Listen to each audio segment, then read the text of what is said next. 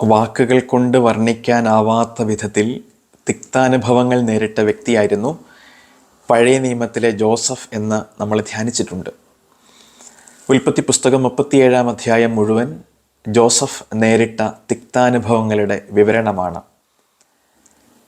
പിതാവായ യാക്കോബിന് ജോസഫിനോട് സ്നേഹം കൂടുതലുണ്ട് എന്ന് തിരിച്ചറിഞ്ഞ സഹോദരന്മാർ ജോസഫിനോട് ഉള്ളിൽ പക രൂപപ്പെടുത്തുകയും അവനെ പൊട്ടക്കിണറ്റിലെറിയുകയും 20 വെള്ളിക്കാശിന് ഇസ്മായില്യർക്ക് വിൽക്കുകയും ചെയ്യുന്നതിൻ്റെ നൊമ്പരവും വേദനയും മാനസിക മുറിവും ഉള്ളിൽ പേറിയ വ്യക്തിയായിരുന്നു പഴയ നിയമത്തിലെ ജോസഫ്. ഒരുപാട് തിക്താനുഭവങ്ങളിൽ കൂടി കടന്നുപോയ ജോസഫിൻ്റെ ജീവിതത്തെ ഗ്രന്ഥകാരൻ 37 അധ്യായത്തിൽ പരിചയപ്പെടുത്തുമ്പോൾ 39 അധ്യായത്തിൽ ജോസഫിൻ്റെ ജീവിതത്തിൻ്റെ ഏറ്റവും വലിയ കരുത്തും ബലവും ദൈവത്തിൻ്റെ സാന്നിധ്യമായിരുന്നുവെന്നുകൂടി ഗ്രന്ഥകാരൻ കുറിച്ചു വയ്ക്കുന്നുണ്ട്. ഉൽപ്പത്തി 39:2 നമ്മൾ വായിക്കും, കർത്താവ് ജോസഫിൻ്റെ കൂടെ ഉണ്ടായിരുന്നു, എല്ലാ കാര്യങ്ങളിലും അവന് ശ്രേയസ്സുണ്ടായി. തിക്താനുഭവങ്ങൾ ജീവിതത്തെ വല്ലാതെ വരിഞ്ഞു മുറുക്കിയപ്പോഴും കർത്താവ് കൂടെ ഉണ്ടായിരുന്നതുകൊണ്ട് ജീവിതത്തിൽ ശ്രേയസ്സുണ്ടാകാൻ ഭാഗ്യം സിദ്ധിച്ചവനായിരുന്നു പഴയ നിയമത്തിലെ ജോസഫ് എന്നുകൂടി നമ്മൾ തിരിച്ചറിയുന്നു. ജോസഫിൻ്റെ സാന്നിധ്യം കൊണ്ട് ചെല്ലുന്ന ഇടങ്ങളിലൊക്കെ ജോസഫ് അനുഗ്രഹമായി മാറുകയാണ്.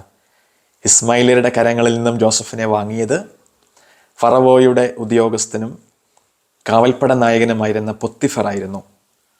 പൊത്തിഫറിൻ്റെ വീട്ടിലും ജോസഫിൻ്റെ സാന്നിധ്യം അനുഗ്രഹമായിരുന്നുവെന്ന് 39 അധ്യായത്തിൽ ഗ്രന്ഥകാരൻ പരിചയപ്പെടുത്തുന്നു. ഉൽപ്പത്തി 39:5 ആ ഈജിപ്തുകാരൻ വീടിൻ്റെ മേൽനോട്ടവും തനിക്കുള്ള എല്ലാറ്റിൻ്റെയും ചുമതലയും ജോസഫിനെ ഏൽപ്പിച്ച നാൾ മുതൽ ജോസഫിനെ ഓർത്ത് കർത്താവ് അവൻ്റെ വീടിനെ അനുഗ്രഹിച്ചു.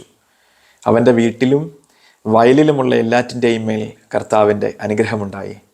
ജോസഫ് ചെല്ലുന്ന ഇടങ്ങളിലൊക്കെ ജോസഫിനെ ഓർത്ത് ചെല്ലുന്ന സാഹചര്യങ്ങളെയും ജോസഫിനോട് ബന്ധപ്പെട്ട വ്യക്തികളെയും ദൈവം അനുഗ്രഹിക്കുകയാണ്.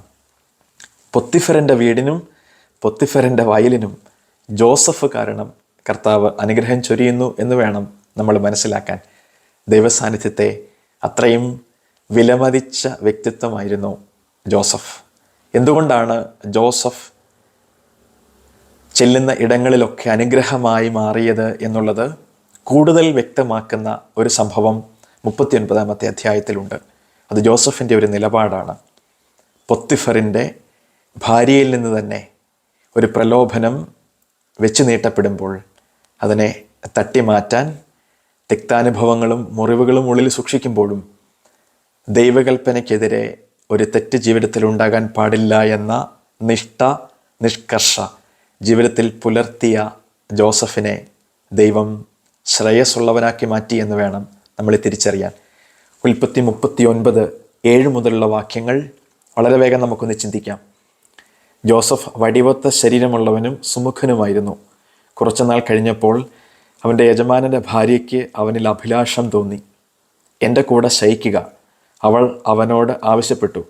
പക്ഷേ അവൻ വഴങ്ങിയില്ല.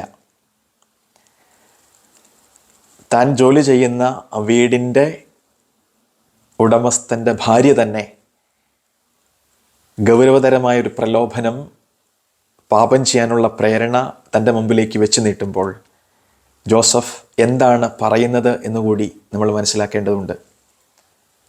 പൊത്തിഫറിൻ്റെ ഭാര്യ ഇങ്ങനെ ഒരാവശ്യവുമായി ജോസഫിനെ സമീപിക്കുമ്പോൾ ജോസഫ് പറയുന്നത് ഇങ്ങനെയാണ്. ഉൽപ്പത്തി 39:9 ഞാൻ എങ്ങനെയാണ് ഇത്ര നീചമായി പ്രവർത്തിച്ച് ദൈവത്തിനെതിരെ പാപം ചെയ്യുക? നീചമായി പ്രവർത്തിച്ച് ദൈവത്തിനെതിരെ പാപം ചെയ്യാൻ എനിക്ക് സാധിക്കില്ല എന്ന് പ്രലോഭനം വെച്ച് നീട്ടിയവളോട്, അത് താമസിക്കുന്ന വീടിൻ്റെ ഉടമസ്ഥനായ പൊത്തിഫറിൻ്റെ ഭാര്യയോടാണെങ്കിൽ പോലും, വലിയ സ്വാധീനം സമൂഹത്തിലുള്ള, വലിയ ഉത്തരവാദിത്വങ്ങൾ സമൂഹത്തിൽ നിർവഹിക്കുന്ന പൊത്തിഫറിൻ്റെ ഭാര്യയുടെ മുമ്പിൽ പോലും തൻ്റെ വിശുദ്ധിക്ക് കളങ്കം വരുന്ന ഒന്നും ഉണ്ടാവരുത് എന്ന് നിഷ്ഠയും നിഷ്കർഷയും സൂക്ഷിച്ചതാണ് ജോസഫിൻ്റെ ജീവിതത്തിൽ ശ്രേയസ് ഉണ്ടാകാൻ കാരണമെന്നുകൂടി നമ്മൾ തിരിച്ചറിയുന്നുണ്ട്. 10 വാക്യം ഇങ്ങനെയാണ്: അനുദിനം അവൾ പറഞ്ഞിട്ടും അവളുടെ കൂടെ ശയിക്കാനോ അവളുടെ അടുത്തിരിക്കാനോ അവൻ കൂട്ടാക്കിയില്ല. അനുദിനം ഈ പ്രലോഭനത്തിൻ്റെ പ്രതിസന്ധിയുമായി പൊത്തിഫറിൻ്റെ ഭാര്യ ജോസഫിനെ സമീപിച്ചിട്ടുണ്ട് എന്നാണ് ഗ്രന്ഥകാരൻ എഴുതി വച്ചിരിക്കുന്നത്. എന്നിട്ടും അവളുടെ കൂടെ ശയിക്കാനോ അവളുടെ അടുത്തിരിക്കാനോ അവൻ കൂട്ടാക്കിയില്ല.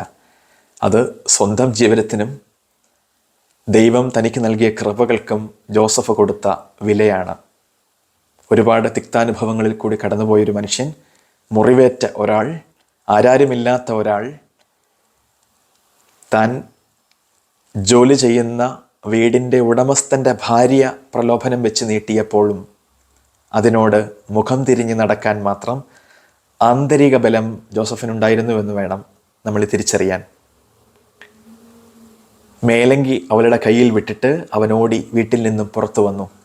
ഓരോ ദിവസവും പ്രലോഭനത്തിൻ്റെ പ്രതിസന്ധിയുമായി പൊത്തിഫറിൻ്റെ ഭാര്യ ജോസഫിനെ സമീപിച്ചപ്പോഴും അതിൽ വീഴാൻ ദൈവം ജോസഫിനെ അനുവദിച്ചില്ല. അത്രമേൽ നിഷ്ഠയുള്ള തീരുമാനങ്ങൾ എടുക്കാൻ ജോസഫിന് സാധിച്ചിരുന്നു. ജോലി ചെയ്യുന്ന വീടിൻ്റെ ഉടമസ്ഥനായ പൊത്തിഫറിൻ്റെ ഭാര്യയുടെ പ്രലോഭനത്തെ പോലും തട്ടിമാറ്റി ആ സുരക്ഷിതമായ ഇടത്തു നിന്നും ഓടി ഇറങ്ങിപ്പോവുകയാണ് പഴയ നിയമത്തിലെ ജോസഫ്. സുരക്ഷിതത്വം തരുന്ന ഇടങ്ങളാണെങ്കിൽ കൂടി, ആരാരുമില്ലാത്തൊരു സമയത്ത് അഭയം നൽകിയ ഒരിടമാണെങ്കിൽ കൂടി, അത് പാപത്തിന് കാരണമാകുമ്പോൾ അവിടെ നിന്നും ഇറങ്ങിപ്പോകാൻ മാത്രം ധൈര്യമുണ്ടായിരുന്നതുകൊണ്ടും ആന്തരിക ബലമുണ്ടായിരുന്നതുകൊണ്ടും ആത്മീയമായ ശക്തി ഉണ്ടായിരുന്നതുകൊണ്ടുമാണ് ജോസഫിന് ശ്രേയസ് ഉണ്ടായത്, ജോസഫ് അനുഗ്രഹമായി മാറിയത്. കർത്താവ് ജോസഫിൻ്റെ കൂടെ ഉണ്ടായിരുന്നു എന്നുള്ള ഒരു വാക്യത്തിൻ്റെ സൂചനയോടുകൂടിയാണ് 39 അധ്യായം ആരംഭിക്കുന്നത്. 39 അധ്യായം അവസാനിക്കുമ്പോഴും കർത്താവ് കൂടെ ഉണ്ടായിരുന്നു എന്നുള്ള അർത്ഥത്തിലുള്ള സമാനമായ വാക്യങ്ങൾ വീണ്ടും 2 പ്രാവശ്യം കൂടി ആവർത്തിക്കപ്പെടുന്നു. ജോസഫിൻ്റെ കൂടെ കർത്താവ് ഉണ്ടായിരുന്നു, കർത്താവ് ജോസഫിൻ്റെ കൂടെ ഉണ്ടായിരുന്നു. അവിടുന്ന് അവനോട് കാരുണ്യം കാണിച്ചു, അവനെ കാരാഗ്രഹ സൂക്ഷിപ്പുകാരൻ്റെ പ്രീതി ലഭിക്കാൻ ഇടയാക്കുകയും ചെയ്തു. കാരണം കർത്താവ് അവൻ്റെ കൂടെ ഉണ്ടായിരുന്നു. അവൻ ചെയ്തതൊക്കെ കർത്താവ് ശുഭമാക്കുകയും ചെയ്തു. ജോസഫിൻ്റെ ജീവിതത്തെ ഒറ്റ വാക്യത്തിൽ ഇങ്ങനെ സംഗ്രഹിക്കാം: കർത്താവിൻ്റെ സാന്നിധ്യം കൂടെ ഉണ്ടായിരുന്നവൻ. അതുകൊണ്ട് തന്നെ കർത്താവിൻ്റെ സാന്നിധ്യം ഉള്ളിൽ വഹിക്കുന്ന ഒരു വ്യക്തി എത്തിപ്പെടാൻ സാധ്യതയില്ലാത്ത ഒരിടങ്ങളിലേക്കും ജീവിതത്തെ പ്രവേശിപ്പിക്കുവാൻ ജോസഫ് ആഗ്രഹിച്ചിരുന്നില്ല. താമസിച്ചിരുന്ന വീടിൻ്റെ ഉടമയുടെ ഭാര്യയുടെ പ്രലോഭനത്തെ പോലും തട്ടിമാറ്റി തൻ്റെ ജീവിതത്തിൻ്റെ സമഗ്രത ജോസഫ് തെളിയിച്ചിട്ടുണ്ട്. ആമേൻ.